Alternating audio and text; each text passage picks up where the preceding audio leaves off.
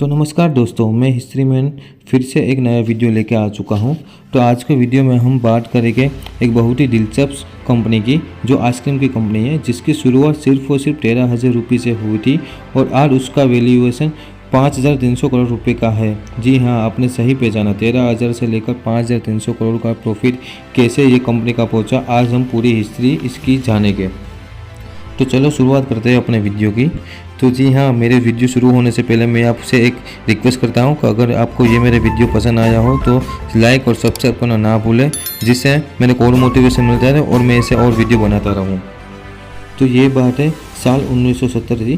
तो 1970 में आरजी चंद्रमोहन नाम के एक व्यक्ति ने यह कंपनी की शुरुआत की थी।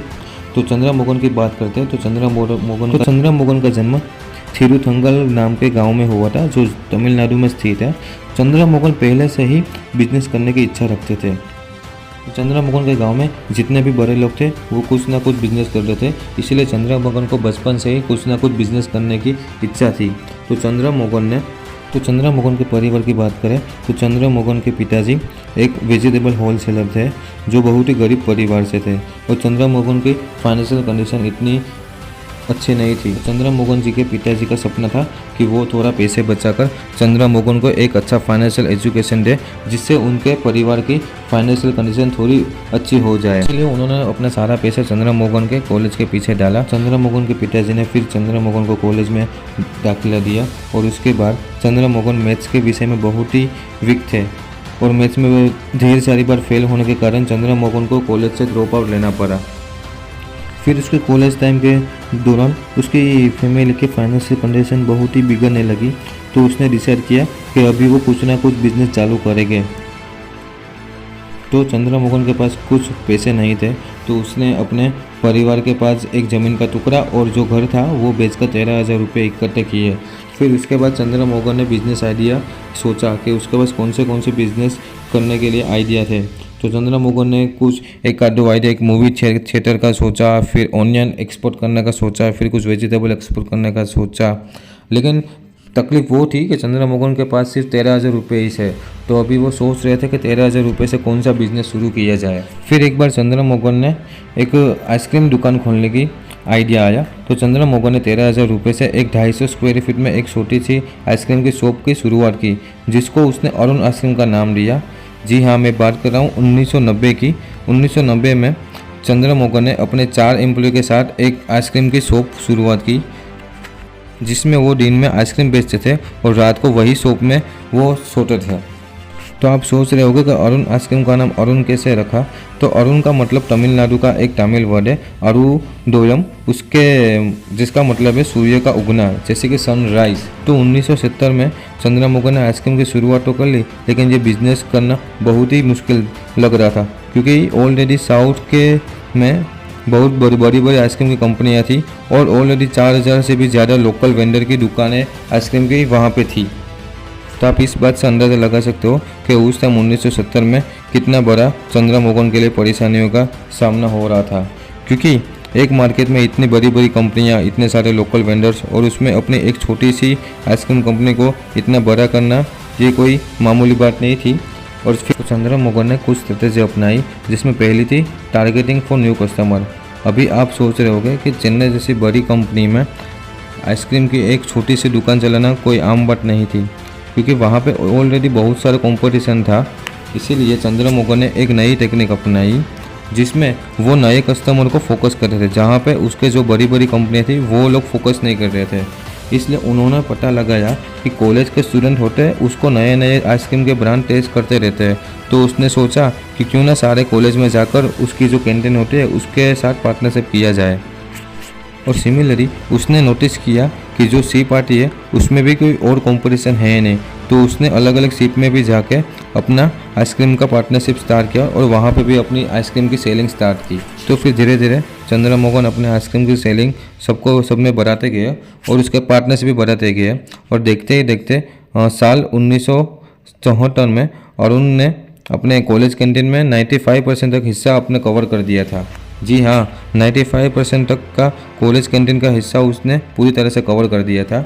इतने बड़े सक्सेस के बाद भी इतनी ऐसी सेलिंग के बावजूद भी चंद्रमोहन चेन्नई जैसी बड़ी मेट्रो सिटी में आने के लिए रेडी नहीं थे। फिर चंद्रा मोहन ने चेन्नई जैसी बड़ी सिटी में आने के लिए एक प्लान बनाया। उसने आजू बाजू के जो रूरल एरिया थे उसमें अपने अरुण आइसक्रीम का एक एक्सोटिक ब्रांड चालू किया, जो कि बहुत ही बड़ा सक्सेसफुल उसे मिला। फिर देखते ही रहे चंद्रा मोहन ने एक्सक्लूसिव आइसक्रीम पार्लर की शुरुआत की, जो कि भारत का सबसे पहला एक्सक्लूसिव आइसक्रीम पार्लर बना। फिर धीरे धीरे चंद्रा मोहन रिटेल मार्केट में घुसना चाहते थे, लेकिन चंद्रा मोहन के पास इतना पैसा था नहीं कि वो हर एक रिटेल को एक फ्रिज दिलवा सके, ताकि वो रिटेलर वो अरुण आइसक्रीम उसमें स्पेस कर सके। तो अभी 1981 की बात थी। चंद्रा मोहन को एक ऐसे इन्वेस्टर की तलाश थी जो कि उसके बिजनेस में स्टार्टिंग से लेकर एंड तक इन्वेस्ट कर सके और उसका बिजनेस बहुत बड़ा एक्सपांड कर सके। फिर बहुत ही मुश्किल से बाद चंद्रा मोहन को एक इन्वेस्टर मिला, जिसने फाइनली चंद्रा मोहन की कंपनी अरुण आइसक्रीम में इन्वेस्ट किया, जो कि स्टार्टिंग से लेकर एंड तक इन्वेस्ट करने के लिए रेडी हुआ था। फिर इन्वेस्टर मिलने के बाद चंद्रा मोहन ने एक नया कॉन्सेप्ट चालू किया फ्रेंचाइजी का। फिर उसने फ्रेंचाइजी कॉन्सेप्ट स्टार्ट किया, जो कि वो तेज़ी से बढ़ रहा था।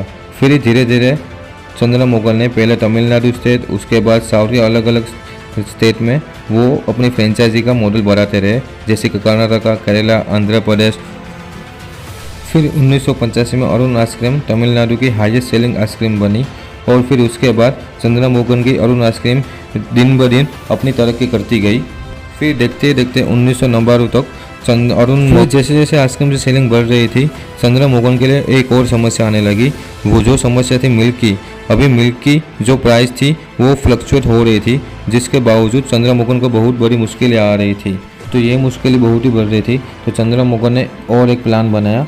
तो इस प्लान में चंद्रा मोहन ने जो मिल्क फार्मर थे उससे डायरेक्ट अपनी पार्टनरशिप स्टार्ट कर दी, ताकि जो डायरेक्ट मिल्क फार्मर थे वो डायरेक्ट ही मिल्क की सप्लाई चंद्रा मोहन को कर सकते हैं, जिससे चंद्रा मोहन की जो डिपेंडेंसी मिल्क सप्लाई के ऊपर थी वो घट गई और इसके बाद मिल्क की जो क्वालिटी थी वो बढ़ गई और जो मिल्क की जो कॉस्टिंग थी वो घट गई। तो इसके कारण चंद्रा मोहन को बहुत ही बड़ा फ़ायदा हुआ। फिर उसके बाद चंद्रा मोहन की एक और स्ट्रेटेजी आती है, जिसमें वो प्रोडक्ट डिफ्रेंशिएशन करते हैं। अभी 1995 में चंद्रा मोहन ने अपना पैर डेयरी बिजनेस में रखा, तो उसने उसके बाद डेयरी बिजनेस स्टार्ट किया, जो कि आरोग्य नाम से रखा। अभी चंद्रा मोहन ने डेयरी के बिजनेस में पैर तो रख लिया, लेकिन वहाँ पे भी बहुत बड़ा कंपटीशन था, जैसे कि अमूल बहुत ही बड़ा कंपटीशन उसके सामने था। अभी चंद्रा मोहन ने उसको बीट करने के लिए एक नया सॉलिड प्लान बनाया। अभी चंद्रा मोहन को पता था कि जैसे अदर कंपनियां हैं वो कुछ ना कुछ अपनी मिल्क में जो फैट परसेंटेज है वो थोड़ा कम देती है। तो चंद्रा मोहन ने एक प्लान बनाया कि वो जो अपना मिल्क देगा उसमें 4.5% अपना फैट इंटेक देंगे, जो कि सारी कंपनियों से 1% तक कम, जो कि बाकी कंपनियों से 1.5% ज़्यादा था। और ये स्ट्रेटेजी के बाद उसका डेयरी का बिजनेस बहुत ही ग्रो किया। फिर जैसे जैसे उसकी सेलिंग बढ़ती रही, उसकी मिल्क की प्राइस भी उसने कम कर दी, जिसके बाद उसका मिल्क की सेलिंग भी बहुत ही बढ़िया चल रही थी। अभी चंद्रा मोहन की अरुण आइसक्रीम और डेयरी की दोनों ही कंपनियां अच्छे से चल रही है। और ऐसे ही चंद्रा मोहन में वर्ल्ड में उसके बाद चंद्रा मोहन वर्ल्ड में एक ऐसे ओनली वन प्लेयर बने, जो कि thermal based battery milk technology की डेवलप किया, जिसमें मिल्क की लाइफ बहुत ही लॉन्ग लास्टिंग और उसकी फ्रेशनेस बहुत ही लॉन्ग लास्टिंग रहती थी, जिसके दौरान चंद्रा मोहन को डेयरी बिजनेस में एक नया इमेज मिला। और आज की तारीख की हम बात करें तो मार्च 2023 तक अरुण आइसक्रीम की ब्रांड वैल्यू 7,257 करोड़ हो चुकी है और उसकी करीबन 10,000 आउटलेट पूरे इंडिया में चल रही है। तो जब मैंने चंद्रा मोहन की कहानी पढ़ी तो मेरे को चंद्रा मोहन की 3 बातें बहुत ही अच्छी लगी, जो कि हम सबको भी अपनी लाइफ में लेनी चाहिए आगे बढ़ने के लिए। पहली है लगातार मेहनत हमें करनी चाहिए, दूसरी है कठिन परिश्रम और तीसरी है कुछ नया सोचना चाहिए। तो यही 3 बातों के बावजूद चंद्रा मोहन ने इतनी बड़ी कंपनी खड़ी कर दी, जो कि अभी उसकी वैल्यूएशन 5,300 करोड़ में है और चंद्रा मोहन का नाम एशिया के 100 बिलियनर में आ चुका है।